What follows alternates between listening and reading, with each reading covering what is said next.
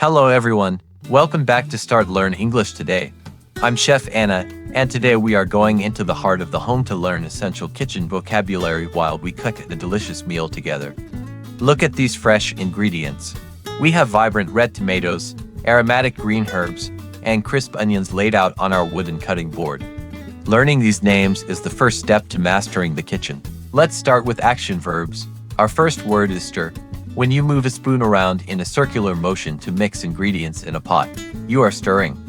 It ensures everything heats evenly and blends well. Next, we have chop.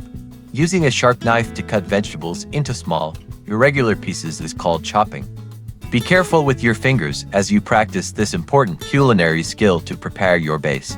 Now, watch as I pour water into the pot. To pour means to make a liquid flow from a container in a steady stream. It's a simple word but very common in almost every recipe you will read. Let's look at our tools. This is the stovetop, the surface where we provide heat. It's the engine room of the kitchen where all the magic happens and where our meal begins to transform. I'm using a wooden spoon because it doesn't scratch the bottom of my favorite pot. A pot is a deep metal container used for cooking liquids, soups, or stews over high heat. Notice the natural light streaming through the window.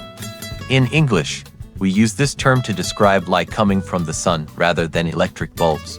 It makes the kitchen feel bright and welcoming. Cooking is a wonderful way to practice your English. As I continue preparing our meal, try to name every action I take. Experience is the best teacher when you are learning a new language. Look closely at the surface of the liquid. Small bubbles are rising slowly. We call this simmering. To simmer is to cook food in liquid just below the boiling point to develop deep flavors. And here we have it, the finished meal smells incredible. I hope you enjoyed learning these new words while watching me cook. Practice makes perfect, so try using these words in your own kitchen today. Thank you for joining me today. Don't forget to like this video and subscribe to Start Learn English today for more practical lessons.